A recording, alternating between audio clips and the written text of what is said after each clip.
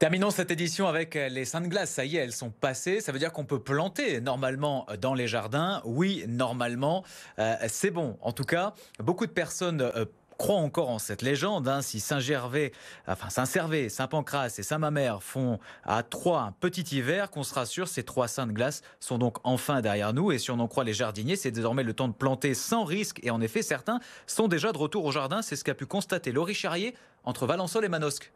Avant Saint-Servais, point d'été. Après Saint-Servais, plus de gelée. Les proverbes concernant les trois saints de glace, Saint-Pancrace, Saint-Mamère et Saint-Servais, sont nombreux et bien connus des jardiniers. Les plantations, en fin de compte, il faut les faire après les saints de glace. Il faut planter les tomates après, soi-disant. Moi, je viens du Nord, nous on attendait les saints de glace, mais ici, c'est pas la peine. En effet, la légende datant du 5e siècle est tenace. Du 11 au 13 mai, il est recommandé de ne pas planter car ces jours pourraient encore apporter quelques gelées et ainsi gâcher la plantation de l'été.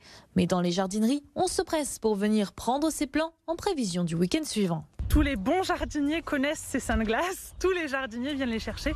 Après ce moment-là, viennent chercher leurs plants potagers parce qu'ils savent qu'il peut encore geler avant les fameux saints de glace et du coup, on a besoin de ça. Une fois ces 3 jours passés, il ne faut pas attendre longtemps pour trouver des jardiniers déjà en train de s'affairer au potager. J'ai planté des oignons, des tomates, des salades. Bon, beaucoup après, quelque chose après. Et en effet, c'est le moment de planter. Mais alors, que faut-il choisir? Donc on a les tomates, les aubergines, les poivrons, les courgettes. Et après, on commence aussi à planter les céleris et les choux qui vont suivre après pour la fin d'été. Il ne reste plus désormais qu'à attendre d'avoir des journées ensoleillées.